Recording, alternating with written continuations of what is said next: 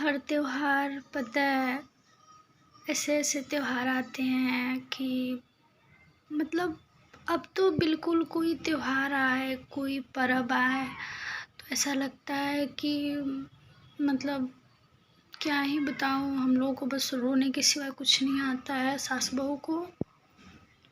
और अच्छी नहीं लगती कोई त्योहार। ऐसे इन दिने तो थोड़ा बहुत खुद के कामों में व्यस्त हो जाते हैं, बट कोई त्योहार आता है तो उस दिन ज़्यादा याद आने लगता है वो हर चीज़, हर वो बात।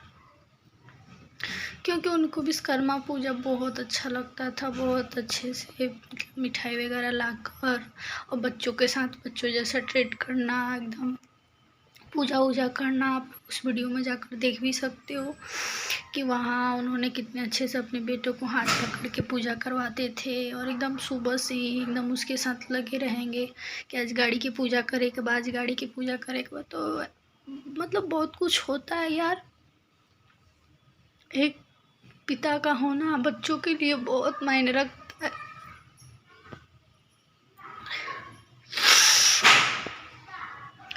बहुत मायने रखता है। वो वही समझ सकता है जिसने वो चीज़ें खोई है, उसके पास नहीं है, उसी को ये चीज़ें समझ में आ सकती है। दुनिया में मेरे जैसे बहुत लोग हैं, बहुत बच्चे हैं जिन्होंने अपनी कोई माँ को खोया है, कोई पापा को खोया है, लेकिन फिर भी यादें ऐसी होती है कि खुशी हो या गम बहुत याद आती है, बहुत ज़्यादा। में आप सबका स्वागत है। आई होप आप सब बहुत बढ़िया होंगे, मस्त होंगे और स्वस्थ होंगे। तो आज है विश्वकर्मा पूजा और सबको मेरी तरफ से विश्वकर्मा पूजा की हार्दिक शुभकामनाएं। विश्वकर्मा भगवान सबके घर में बरकत दे और सबकी वाहनों की सुरक्षा करे और सबकी बढ़ोतरी करे। सबका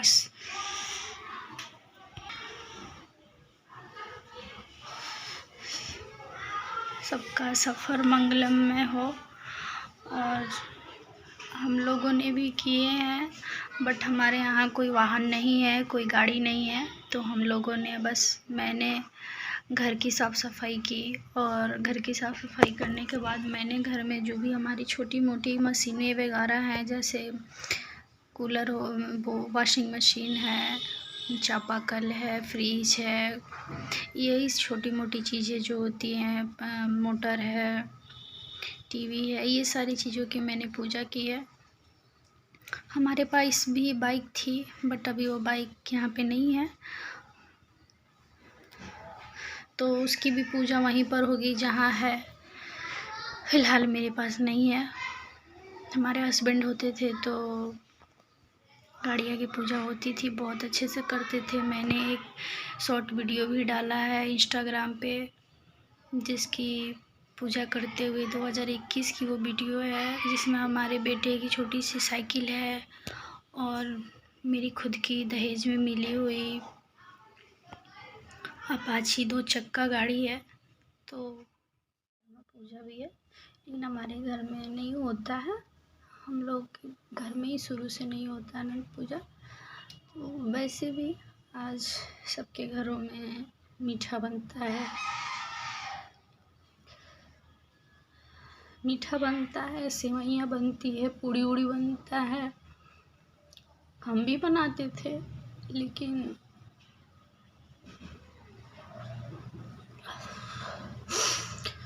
मन नहीं करता है, क्योंकि खाने वाला ही नहीं है तो किसके लिए बनाए। खुद के लिए इतना कुछ करना ऐसा लगता है कि फालतू ही है, क्या मतलब है।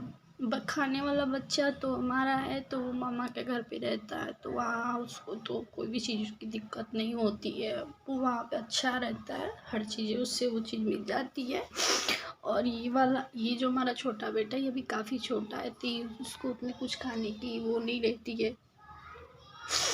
और मम्मी है तो मम्मी उतना वो नहीं करती। मम्मी बोलती है बना लो, खाना है तो अच्छा नहीं लगता है।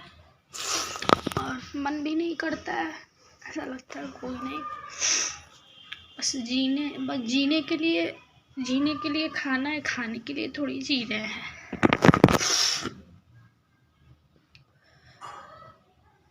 हम लोग का ज़िंदगी में ऐसे तूफान आया कि बस ज़िंदगी ख़त्म हो गई जीने का, तो मन भी बिल्कुल नहीं करता है। बस बच्चों के लिए जीना पड़ रहा है, बच्चों के लिए बच्चों को देखना है।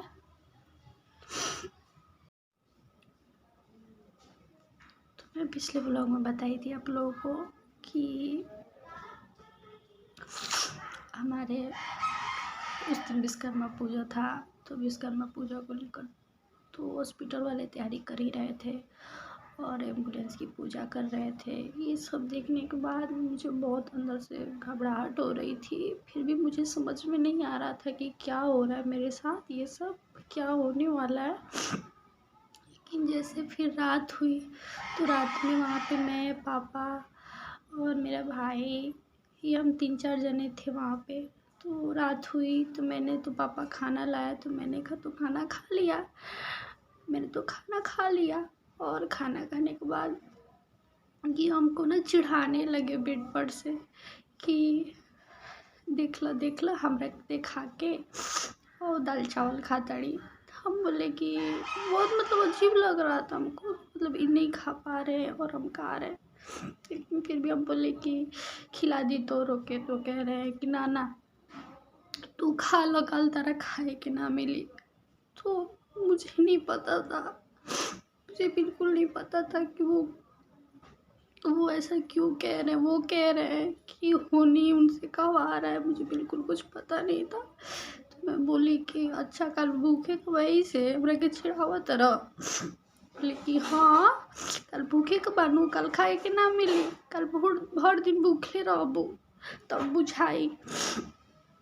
हम बोले कोई बात ना, जाए दो लेकिन कहती भूखे के बाद तो भूखे रह ना जाए करके बोले। फिर हमने खाना खा लिया, तो थोड़ा सा ही खाए थे, खाने का मन तो बिल्कुल नहीं कर रहा था।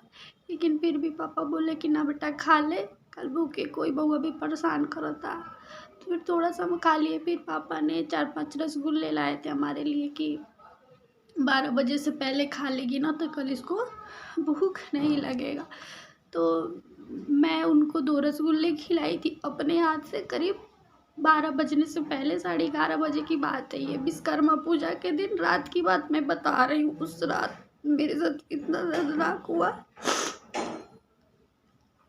कि मैं जब सोचती हूँ या फिर जब उस पल को याद करती हूँ तो ऐसा लगता है कि मैं क्यों उस टाइम अपनी आंखें बंद की थी। काश कि मैं नहीं बंद की होती तो वो मेरे सामने होते। और मैंने अपने हाथों से उनको खिचड़ी खिलाई थी 8 बजे। 8 बजे के बाद फिर मैंने 9 बजे उन्हें अपने हाथों से वो फ्रूट वाला जूस पिलाई थी। उसके बाद 10 बजा तो डॉक्टर आई तो बोली कि इन्हें थोड़ा सा पानी पिला दो। तो पानी उन्होंने पापा के हाथ से पिया था। बोले कि पापा मुझे बहुत पानी पीने का मन कर रहा है, मुझे बहुत पानी पीने का मन कर रहा है। तो पापा बोले कि हमेशा इनको मतलब इतना छोटा सा ढक्कन से पानी दिया जाता था। तो डॉक्टर से पापा ने पूछकर, डॉक्टर आया तो डॉक्टर से बोले कि मुझे पानी पीना है। तो डॉक्टर बोला कि कोई नहीं, पानी आप पिला दो, जितना इनको पानी पीना है उनको पिला दो,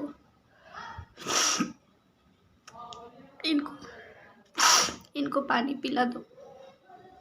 मैं उस टाइम में बाबू को लेकर वॉशरूम में थी, बाबू पोटी किया हुआ था। तो जब वहाँ से मैं निकली तो रात हो ही चुका था। तो मैं बोली पापा को कि पापा आप रूम में ही मेरे साथ सो यहाँ पे और मैं नीचे लेट जाती हूँ। और ये तो एक सीट पर थे ही। पापा बोले कि नहीं, तुम बाबू को लेकर बेड पे सो जाओ और मैं नीचे हॉल में जा रहा हूँ, वहाँ सो जाऊँगा।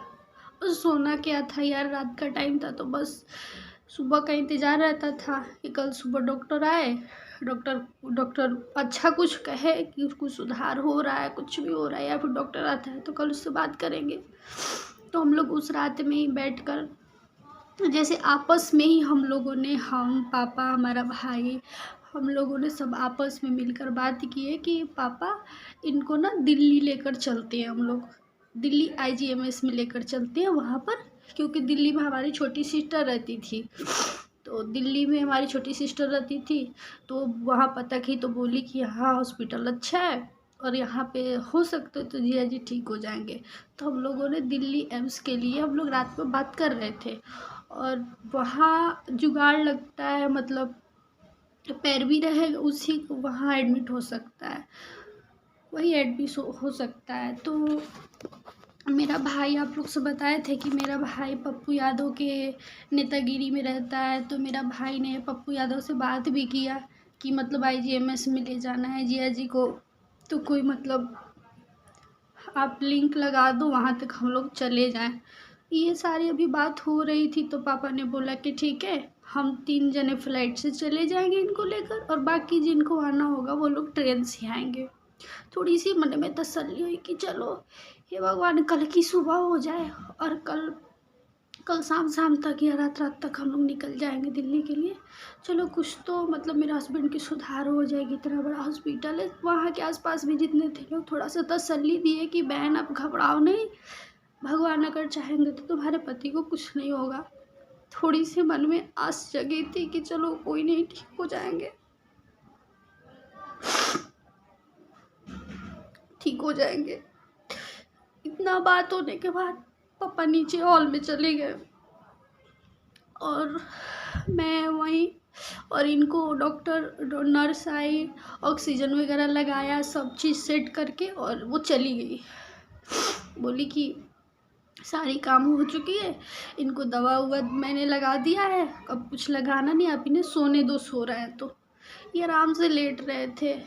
फिर बाबू को हम सुला दिए नीचे फर्श पर, इनके सीट के बगल में मैंने पॉलीथीन बिछा रखा था, उस पर मैं लेटी थी, यूँ करके मैं लेटी थी, और मैं इनके तरफ अपना फेस करके यूँ इनको देख रही थी। 12 से क्रॉस हो चुका था, मैंने मोबाइल में टाइम देखा तो 12 से क्रॉस हो करीब 1 बज रहा था। तो आप लोग समझ सकते हो, पूरे दिन जगना, बच्चों को देखना, इनको देखना, हर चीज़ करना, तो मुझे नींद नहीं आ रहा था। फिर ये एक बार मेरी तरफ देखे ऐसे करके, तो बोली कि अभी तक तुम जग रही हो? बोले कि हाँ नींद नहीं आवत। तो कह रहा है कि कल भूखे के बनो, सुतबू तब नो, कल सुबह बउआ के भी देखे के बना तो तबीयत खराब हो जाए। हम बोले कि हाँ। तो हम यूँ करके ऐसे इनकी तरफ देखते भगवान, उस टाइम मतलब मेरी आंखें ऐसी लगी, मात्र 1 घंटा के लिए मेरी आंख लगी थी, मात्र 1 घंटा के लिए। मैं 1 बजे मेरी आंखें यूँ लगी, और अचानक मतलब 2 जैसे बजा ना, ऐसा लगा कि हम सोए हैं, तो कोई हमें कह रहा है कि अलका तू सो रही है। तो मतलब अचानक मेरा ध्यान आया कि मतलब कैसे है ये, क्या है।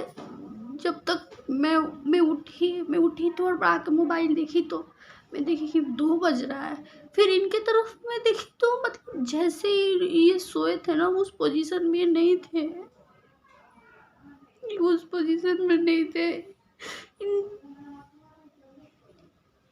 इनके हाथ पैर यूं कर दिए थे, मतलब पूरे, होता है ना जब सांस निकल जाती है तो शरीर जैसे कि तैसे लेट जाता है, तो उस तरीके से इनकी शरीर यूं हो गई थी। हाथ ऐसे ऐसा लग रहा था कि सीट जो था ना जिस पे लेटे हुए थे कि वो मतलब पलट जाएगा, एकदम ऐसे तिरछे हो गए थे।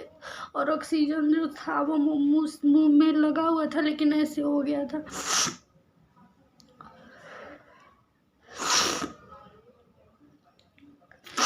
मैं उठी, मैं तो लेटे इन पे देखी कि मतलब ना हिल रहे, ना डोल रहे, ना कुछ। इतना छेड़खानी करते थे, लेकिन इतना शांत से थे। तो मतलब मैं उठी, और मैं उठकर अचानक मेरे मन में ऐसा वहम जगा कि कुछ तो बात है, कुछ तो बात है। तो मैं अचानक उनके पास गई और उनके बॉडी पर यो करके लेट गई और बोले कि टुन्नू का पापा, टुन्नू का पापा, टुन्नू का पापा, टुन्नू का पापा बोल रहे अपने बेटे का नाम रख करके, टुन्नू का पापा, टुन्नू का पापा, उठो उठो उठो, ताको ताको ताको। लेकिन